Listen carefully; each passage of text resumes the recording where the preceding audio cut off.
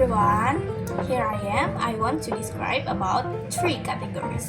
First, I want to describe about people. Second, I will describe about object, and the last one is about place. For people, I will describe a person who is very well known in Indonesia and has made a contribution in Indonesia, especially for women in Indonesia. She has a book. One of the book title is that Out of Dark Comes Light. Do you know who is it? Okay, before that, I will introduce myself. Let me introduce myself. My name is Nurrahma. People usually call me Kia. But fun fact, when I was in the middle school, people usually call me Kyo. Why people usually call me Kyo? Because when I was in the middle school, my Instagram username was Kyo with 5L. I'm from Cirebon. I lived in Cirebon for about 12 years. But fun fact, I was live in Bandung before I lived in Cirebon. And I was also born in Sukabumi. I'm currently studying telecommunication engineering. Why did I choose telecommunication engineering? Honestly, it wasn't my choice, but my beloved mother. Okay, before I describe some of the categories that I mentioned at the beginning, I will tell you about my hobby. My hobby? Well, I often listen to music all the time, every day. Usually, I listen to the K-pop, Indonesian pop, and songs that suit my ears.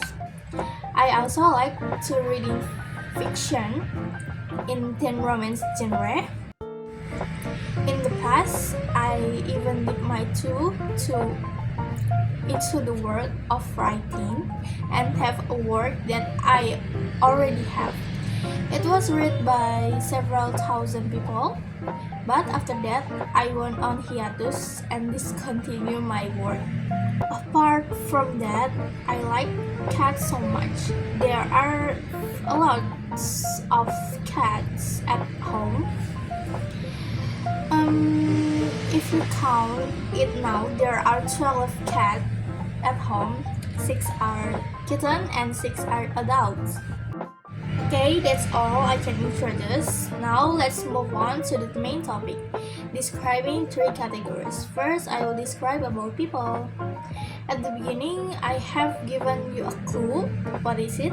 Yes, I will describe about R.R. Kartini, who was very instrumental for Indonesia women. Kartini has an average body. She has a round face with black hair bun. She has a big eyes with thin eyebrows, and she also has broad nose with full lips. She is smart and kind. Kartini was a fighter for freedom and the position of her people at that time, especially Japanese women. During the struggle for independence, only noble women had educational opportunities. During her lifetime, women were not allowed to pursue higher education. Women are only allowed to sit quietly at home, taking care of his husband and children. From this incident, Kartini's determination aroused to advance indigenous people so that they would not be looked down. She wants to show that women can also have a role beyond just staying at home, but also getting higher education and contributing to the progress of the Indonesian nation. We need to remember that every April 21 we commemorate Kartini Day. Commemoration of Kartini Days is a form of respect and memory of Mrs. Kartini's service in fighting for women in Indonesia, so that they have equal right with men. She was the first woman to initiate an association and advance women education. But the drawback of the cartoony movement was that it only targeted women. In fact, during the dark colonial period, it was not only women who needed recognition of equality with Europeans, but men and children are needed this because they were both considered inferior people who did not have equal right with Europeans. An interesting fact about Kartini is that she founded the first women's school in Indonesia. Soon after her marriage, with her husband's support and assistance from the Dutch government, Kartini opened Indonesia's first elementary school for girls. Okay, next, I will describe about the object. The object I will describe is about electric cooking pot. I bring the electric cooking pot. For the category, electric cooking pot is kitchen tools or electronic stuff. The electric cooking pot has a material. We can take a look this one. For the inside, this is a glass, nanoceramic glass, and for the outside is plastic. For the inside, because this is a nanoceramic glass, which is a straight resistant, non-stick, and easy to clean. Okay, for the shape, electric cooking pot have a round shape with a handle for grip like this. The pot mouth is 200 millimeters in diameter, so this is 200 millimeter in diameter, and for the capacity is 1005. When making this pan, there are several parts. First, there are pan. This one. On the handle of the pan there is an button on or off. There are two power like this. This is off. This is on, and this is on too. This is first power, and this is second power. And at the end of the handle, there is a plug hole to connect the tool to electricity. Then we got a steamer, this one. We can use this for the steam. And we got a lid of the pan, and also electric plug cable, like this. This is cable. This electric cooking pot has various uses. First is electric can fry, then it can also boil, and then this electric cooking pot can steam because we got the steamer too, and then also saute. This electric cooking pot, it costs about 115,000 rupiah. That's with a very good quality. The next one, I will describe about place. First, I will describe about my hometown. I am from Cirebon. The people in Cirebon are very kind and friendly. Cirebon is a small city which has hot winter, usually up to 37 degrees Celsius. The food in Cirebon is very diverse. The one that is best known to the public is sampal gentong. It is salty and tastes traditional. Usually people hang out in alun-alun Kejaksan. There is a big area for hanging out, for casual chatting or just culinary, because they are street culinary. For the tourism spot in Cirebon, usually people go to Sunyaragi Cave Park. There is a cave. It is a cultural heritage in Cirebon. About the atmosphere is good. Nice atmosphere for gathering with family, because in Cirebon there's no traffic jam, so the situation is so good to hang out with your beloved people. There is a public transportation, online motorcycle, taxis, buses, public transportation.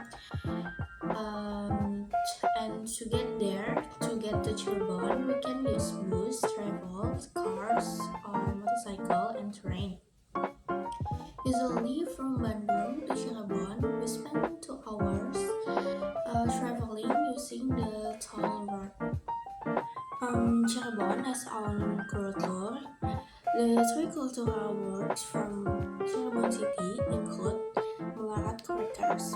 Melarat crackers is a snack that is usually served with sour chili sauce. This food is appetizing when eating during the dry season and can increase tourism forward. It is called that because the manufacturing process does not use cooking oil, but it works with clean sand river. And the next one is Tantangan Cirebon. It is a tradition of fishermen sea purchase held on the north coast of Cirebon, such as Gebang, Losari, and Gunung Jati. Often also called anchorage or sea owl. This ritual is carried out by throwing out offering as a form of gratitude to God who has provided sustenance by sea. For the last one is Miram Gamelan Sekatan Cirebon. The Kanoman Palace in Cirebon routinely takes out gamelan sekatan every time before the rapid day to be cleaned through the Miram Gong Sekatan ritual. This ritual is an alarm for anyone to always purify themselves from all the temptation. This moment is an opportunity for people to fight over the remaining gamelan washing water, which only appears once every day. Okay, for the next topic is a place that I eager to visit. A place that I eager to visit is South Korea. I really want to go to the South Korea to do student exchange studies. I want to try studying in Korea because the study facilities in Korea are very complete. The education talk is also very good. South Korea is a part of Southeast Asia. People in South Korea have this discipline and rule. Abiding character, they are also polite and friendly, hardworking, and very ethical when eating. South Korea also has several seasons that are not available in Indonesia, such as autumn, winter, and spring. The atmosphere there is very cool. It's so fun to be there. South Korea also has several special food such as spicy tteokbokki, odeng, and kimchi. These food have a spicy taste. I want to taste this food directly from where they come from. To come to the South Korea, we can use a plane from Indonesia to South Korea. It takes me 7 hours to arrive by plane. South Korea also have several tradition. The first tradition is the hanbok clothing. Hanbok clothing is a characteristic of South Korea culture. Hanbok is traditional Korean clothing which generally has bright color, simple lines, and no pocket. Usually, the hanbok worn by the royal family or descendant of aristocrats will have a different model from ordinary people. But nowadays, hanbok no longer use that system. This traditional clothing is used for special occasions such as wedding, birthday, and 61's birthday celebration.